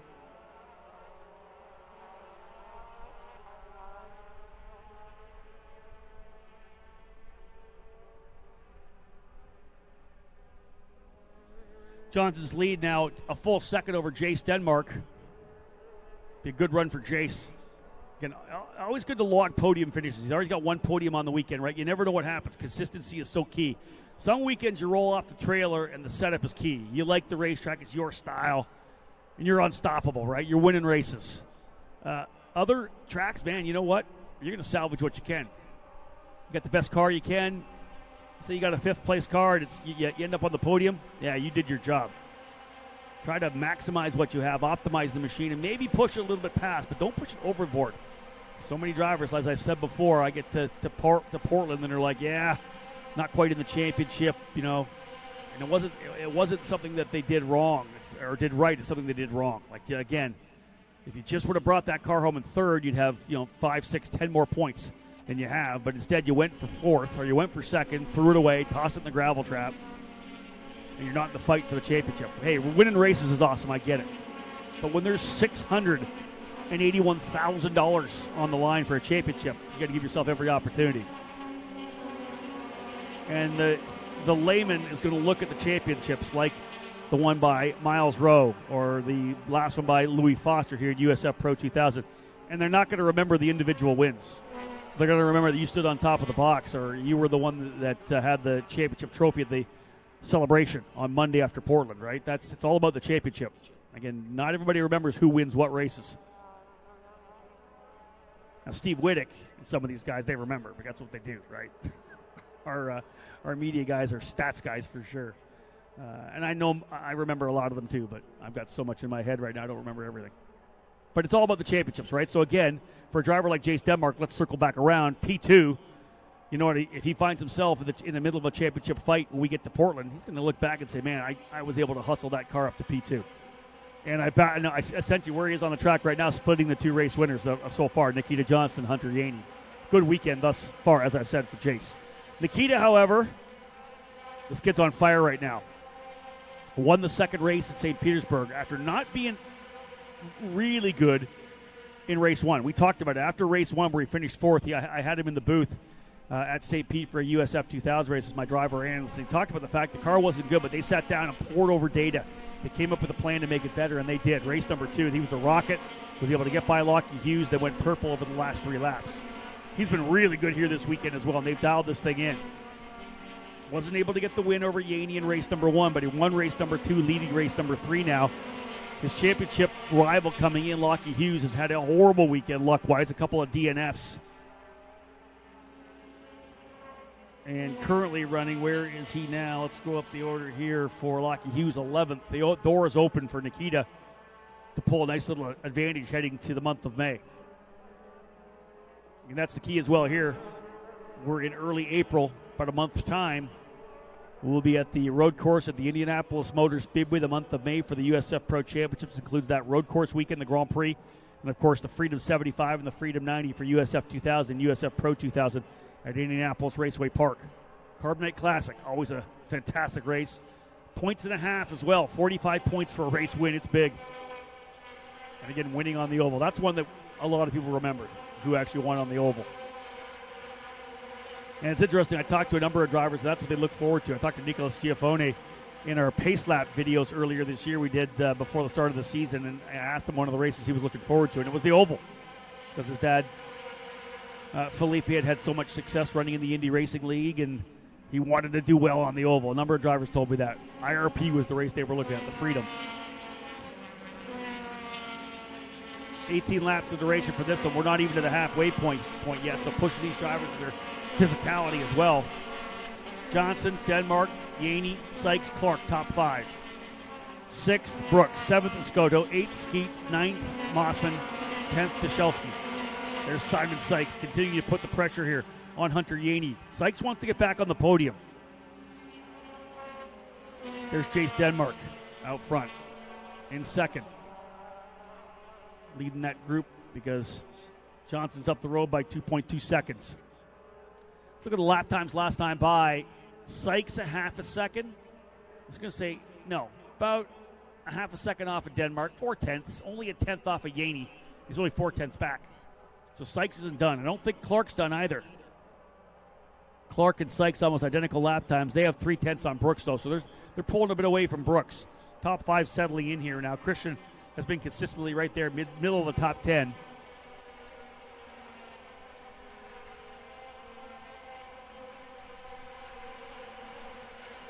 We'll watch the gap between 3rd and 4th. Hunter Yaney with the win in race 1. 2nd in race 2. It'll be a 3rd in race 3. Is he going to get in the middle of a heated battle with Simon Sykes? We'll see. Otherwise, P3 right now strong. Or does he end up 4th? We'll see. Could be 1, 2, 3. Batting for the cycle for Yaney here. But after a kind of a difficult St. Pete, it's been a great recovery here for Hunter. Ooh, Simon closing. It'll peek in the mirror as well. Brooks has got his hands full. Check out that battle. Brooks has got some challenge here from Ricardo Escoto for BN Racing. Brand new team for Bryn Nuttall. You remember BN back in the day in USF, back in, I think it was 2017 or 18. BN Racing rolled out, a team that David Malukas got his start with before they went on their own and branded up as HMD Motorsports. I remember a 1-2 finish at Road America with David Malukas.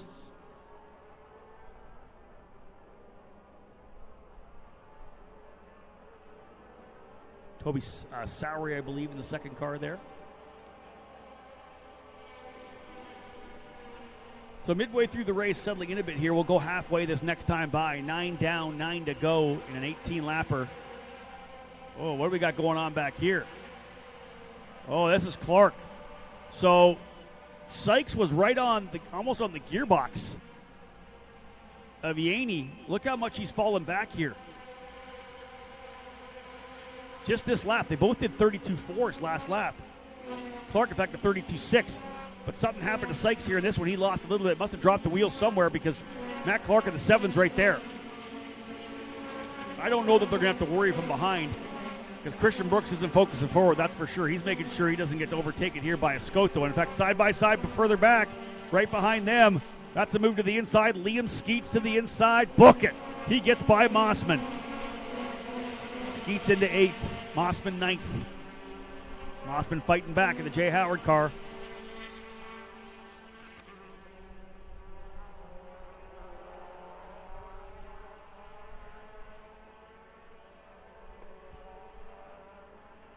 Escoto, the Mexican, in the number 77. Second-year driver. Laying the pressure on here.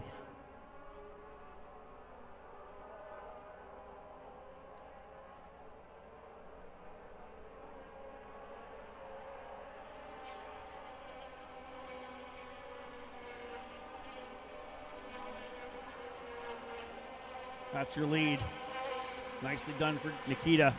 First and second, really not a lot of drama right now. There was some for third, but that's kind of settled back. Here's the next fight. The biggest fight we're seeing now is here. 6th and 7th, Brooks and Escoto, and then 8th and 9th, Skeets and Mossman. Strzelski by himself in 10th, but you can see him further back. Right when they come on, there's Strzelski. He's not that far back. Bigger gap back then to Lockie Hughes in 11th. Behind Lockie, well back to Nicholas Baptiste, and then another run back to Ethan Ho.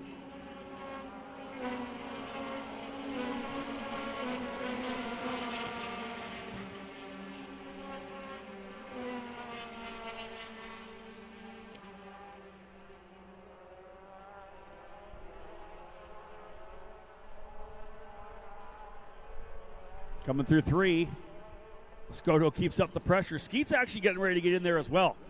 Liam Skeets trying to see if he can't get up here on Escoto. He was quicker by a 10th last time by, too.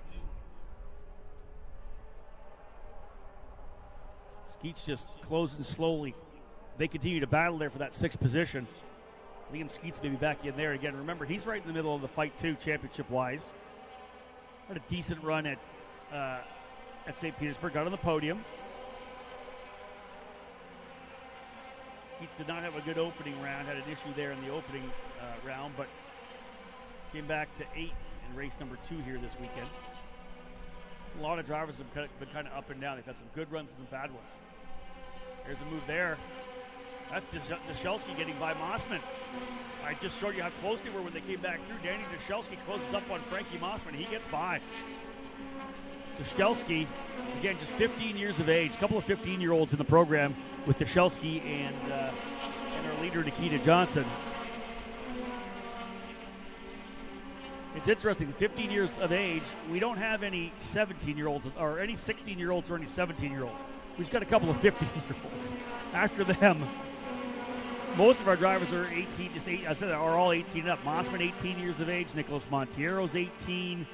Logan Adams is 18. Liam Skeets, Hunter Yaney, Nicolas Baptiste, Ethan Ho. 18, 19, 20 seems to be our age here in the USF Pro Championships Pro 2000 class. A couple of 15-year-olds have been very impressive, though. We know that.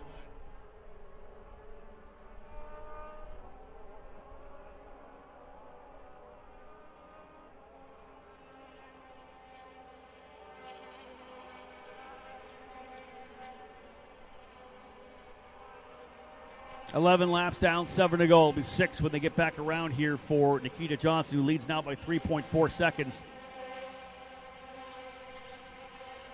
Talking to one of the VRD crew. Oh, let's watch out here. Let's get back on it before I come up with that idea. This is Escoto going at it with Brooks. Oh, maybe a bit of contact into the braking zone of turn number 10. Escoto tried to get to the outside. Man, they're going at it here. Brooks doing everything he can to hold on to 6th. But again, like I said, talking to someone from the VRD camp, and impressive, and not sure if it is unprecedented. It is the first time someone's done it. I would assume it likely has been, at least in these 3 levels, USF Juniors, USF 2000, USF Pro 2000. Maybe different if you go back to USF 2000, Pro 2000, and Indy Lights. But to have a team win on all 3 levels. VRD Racing, of course, winning with Sebastian Weldon in USF Juniors. Nico Christodoulou in USF 2000. Nikita Johnson in USF Pro 2000. So they've won at least one race in all 3 categories here this weekend.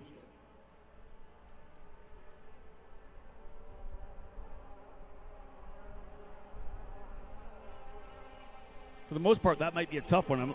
Someone I'm sure listening in can text me or drop me a DM. But I don't think we really had many. Not many teams ran all 3 series. Even in Indy Next, there was a time when Andretti Autosport was ran with us in USF 2000, and when we got the Pro Mazda program in, they ran Sage Karam back in the day. A number of drivers running in USF 2000 as well. Zach Veach ran for Andretti. Don't know. I'm trying to think that maybe, I was going to say it's Spencer Pickett, but I don't think so. But they also had Matthew Bradman in Pro Mazda the first year in 2013. They ran Bradman and won the championship in Pro Mazda. That would be interesting. 2013 may be the possibility, but I don't know that they won in 2013 USF 2000. I'd have to go deep dive in on that one.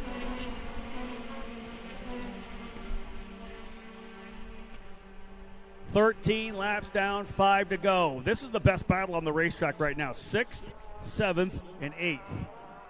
Don't count out Dushelski in 9th because he got by Frankie Mossman. He's a little bit quicker. What do you do, a 32.9, so maybe a 10th quicker than Skeets. Brooks and Escoto quicker by a 10th than him, but again, they're not done yet. Once these guys start racing for 6th, if indeed Escoto gets close enough, Dushelski may find himself back up there. But another top 10 for Dushelski, I think. Got to be pretty happy with that. Started 14th, now running 9th, +5 on the race. That's a win in my book, especially for a rookie driver moving up from USF 2000. Dushelski with a lot of radical experience as well. It's a lot of seat time. And just 15 years of age, wow.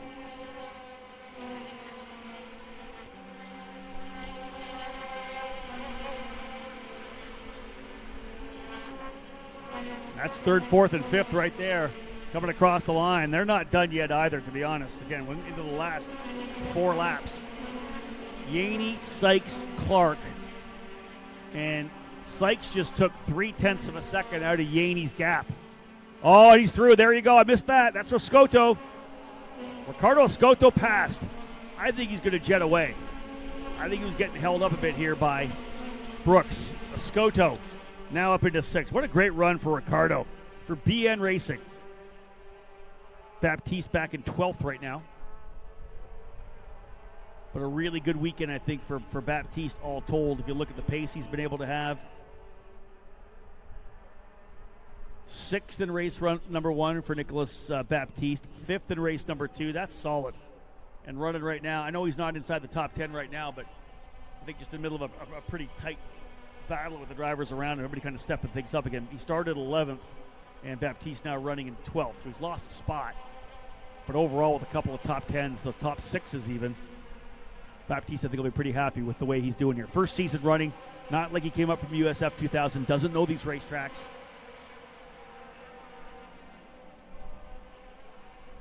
Oh, Steve Wittick coming to the rescue. So, again, a team winning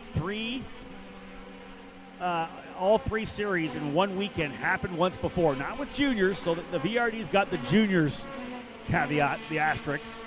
But Andretti Autosport, 2013, Garrett Grist in USF 2000, Matthew Brabham in USF Pro 2000, then Pro Mazda, and Munoz in Indy Lights. Steve Wittick from Trackside Online, TSOladder.com. Thank you. I knew it. Steve coming to the rescue there. Munoz, another driver I watched when he was a young kid in JICA karting.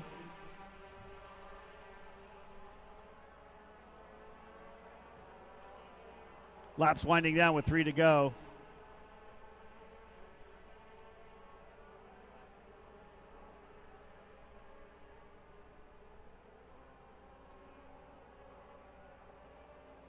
That's a name I didn't think I was going to be dropping in here. Carlos Munoz. We'll do it. But yeah, there you go. So Andretti Autosport, or Andretti Global as they now are, back then Andretti Autosport, winning in USF 2000, USF Pro 2000, and Indy Next, their version of 2013, with Garrett Grist, Matthew Brabham, and Carlos Munoz. And, of course, now in our new era with USF Juniors, VRD winning with Sebastian Weldon, Nico Christodoulou, and Nikita Johnson. Love it. Nothing like trivia for the junior formula ranks. I like it. So there we go, folks. Let's give some props here right now for this kid. 15 years of age in Gulfport, Florida. Nikita Johnson. Look at the gap. And, again, this is one of the things you look at early in the season. I've always said this, is that, banging out a bunch of wins early doesn't mean you're going to run away with the championship. But I'll tell you one thing it does, and you can't argue it, irrefutable, huge confidence, huge momentum for the team, right? When the driver's doing this, and then they're sitting down with the engineer, and the engineer trusts the driver trusts the engineer, and you build so much momentum that you can go back and forth. The dialogue is clean. The dialogue is so positive. This is going to be, and then Nikita's going to go to the road course at Indianapolis. He'll be very good there for sure, and still getting more seat time running over in GB3 too. So Nikita's going to be tough to beat here, I think, in 2024.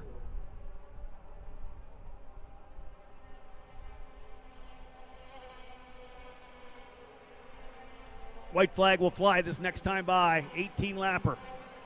16 in the books.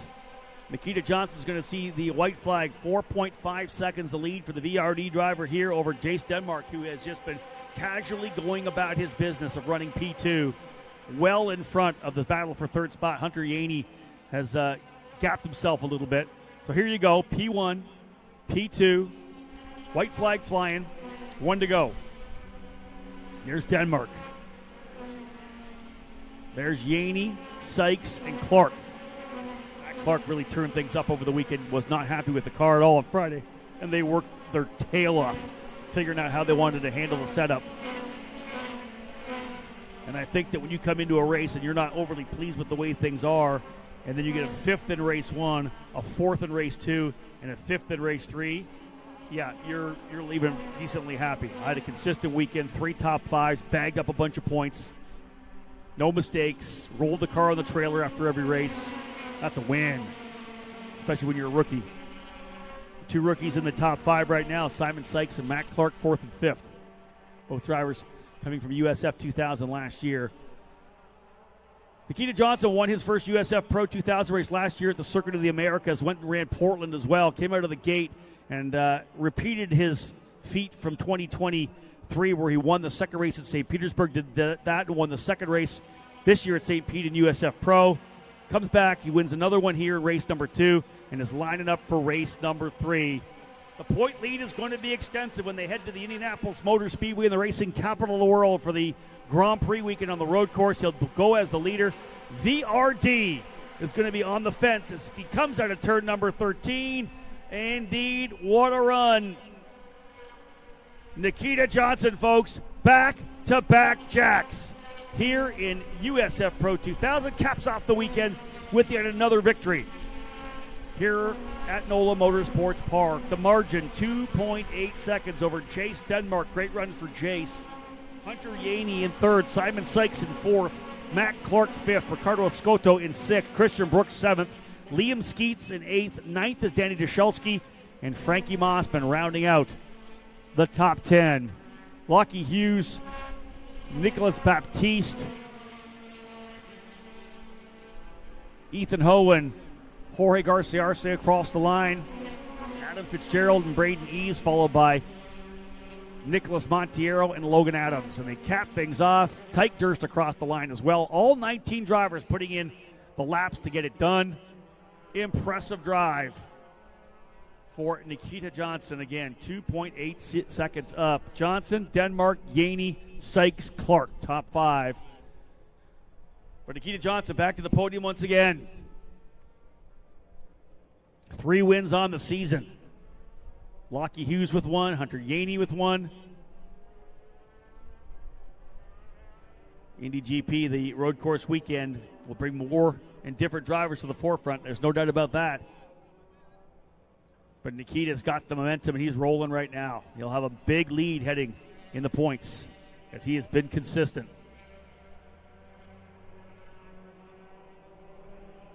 Yeah, 3 wins, a second, and a fourth. P4, his worst finish. That was round number 1 in St. Petersburg.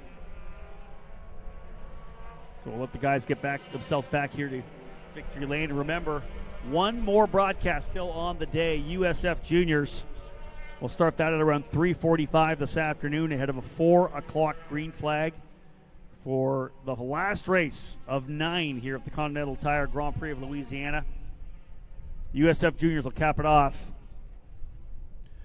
But right now it's our drivers here rolling in from USF Pro. And Nikita Johnson celebrating once again. Big victory to get this season off strong. 5 events in, 18 in total.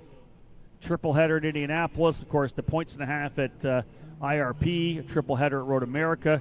A double at Mid-Ohio. A double at Toronto. And wrap it all up in Portland last weekend of August.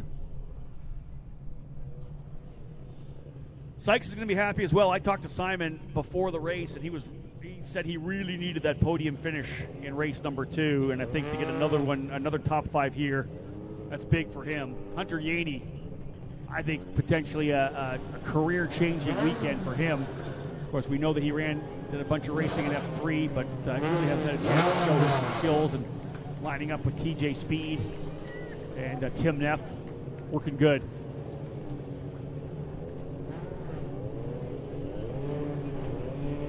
Denmark climbing out of the car. Augie Paps right there. He'll be happy. Goes for Yaney getting out. Crew there to congratulate him on another podium finish. Nikita Johnson into victory lane, though. Out of the car again, nice and relaxed. Little number 1. Old hat for Nikita now. Put the wheel back on. And, yeah, let's do what we got. That's his brother, Kai. I like it. We'll see Kai before long. Dad Obi there as well. Mom's going to give him a big hug.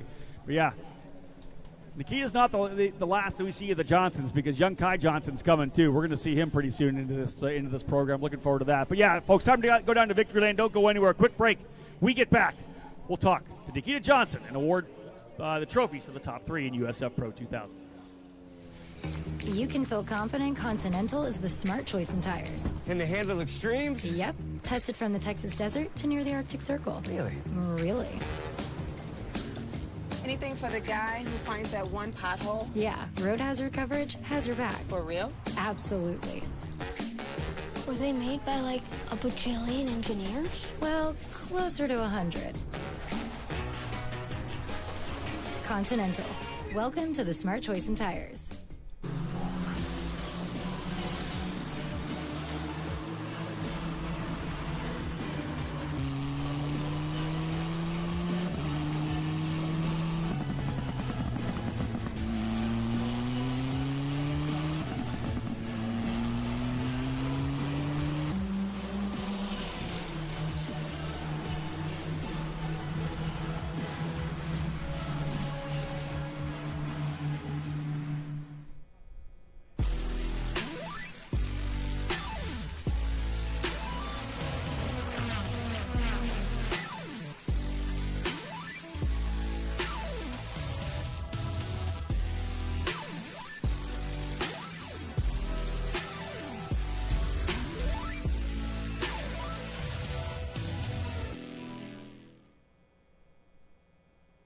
it's a fresh start. It's a career's on the line. It's a great chapter. I think everybody's goal is to Team win a championship championship. all this year is wanting to work together, making a good championship season out of It's it. the reason to keep me alive and the reason to keep me pushing. It means a lot since I can keep going up the ladder. All those champions and wanting to become part of that The list. drivers are racing aggressive with me, I'll race aggressive with them. The scholarship is incredibly important. It's obviously the goal for every driver. I'm going to rewrite what happened last year in terms of that rivalry with him getting the best of me. When you win a race, it's the best feeling ever. The field is stacked. Hopefully this year we can have good luck. Having the scholarship money to move up next year is really all I'm aiming for.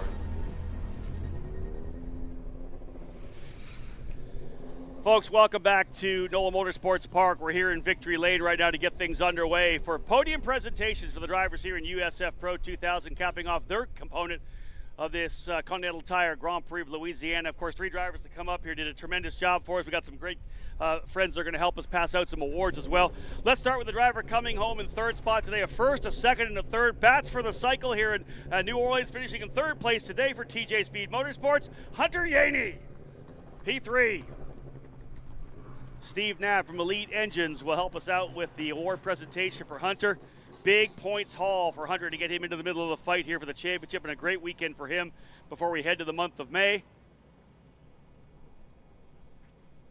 Pabst Racing, of course, super strong last year and a great weekend for this young driver as well. Finishing in 2nd today for Pabst Racing. Put your hands together for Jace Denmark.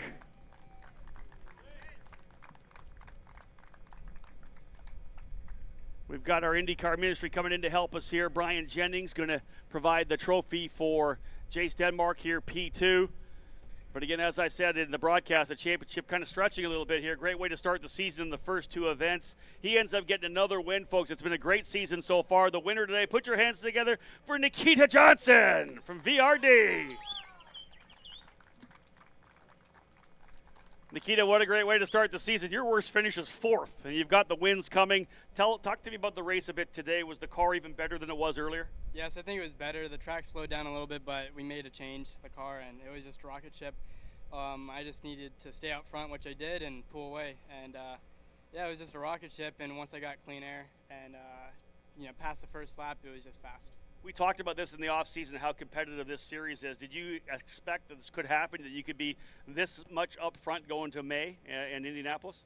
I think so. I mean, it was very close coming in with all the preseason testing, and we're always top 5, but I didn't really think I was going to win by so much. But, the VRD boys made this car so fast this weekend, and I can't thank them enough. Anybody else you want to thank? Yes, I want to thank Lavu, O'Maddy's, Zoa, Energy Drink, Labrador, 49 Direct A, my dad, my mom, Kai, for coming out, Dan Mitchell, Jacob Abel, Jacob Loomis, Hugo, Scotty, and everybody else on VRD that's helping, all of my teammates for coming out and watching, and just everybody back home. Nicely done. Get on top of that podium. It has been fun watching this kid develop over the last couple of years. Jason Holt from the IndyCar Ministry is going to bring his trophy in a collection, continuing to develop for young Nikita Johnson out of Florida. He is the point leader heading to the month of May in Indianapolis, but indeed coming through the USF Juniors program, of course, up into USF 2000, winning a race last year in USF Pro, and now 3 here to start the season, gets that point lead. But again, like I said, it goes all the way down to Portland. It doesn't matter where you are heading to Indianapolis in May. It's where you are when we head to the West Coast in Oregon in August. That is when the money gets handed out. So indeed, all these drivers continuing to fight through some great racing. We got the Oval still, Toronto. We've got Road America, Mid-Ohio. A lot of great events still to come before we start thinking seriously about the championship. But 3 wins nonetheless is a great way to start for Nikita Johnson. Big weekend, as we said, for Hunter Yaney, 1st, 2nd, and 3rd on the box in all 3 races, and a great way to cap off the weekend as well for Jace Denmark, a strong run into 2nd spot. We'll drop off the champagne here. The guys will be able to put their trophies down, and we can have a bit of fun here now because this wraps up the weekend for them. Just one more race, those of you following on the broadcast. USF Junior set to go at 3:45. Making sure we're done. Gavin, we good to go? Guys, you can drop those trophies and grab the champagne. Grip it and rip it, guys. Let's have some fun in Victory Lane. Johnson again, another victory. Denmark second, Hunter Yaney in third, the champagne sprays, and that wraps things up for USF Pro 2000 here at NOLA Motorsports Park. Just one more race to go. The first step of the USF Pro Championships presented by Continental Tire. Getting ready to go. 3:45 broadcast time. We'll cap things off here from NOLA Motorsports Park. Thank you so much, folks, on behalf of Anderson Promotions and Continental Tire. My name is Rob Houghton. Bye for now.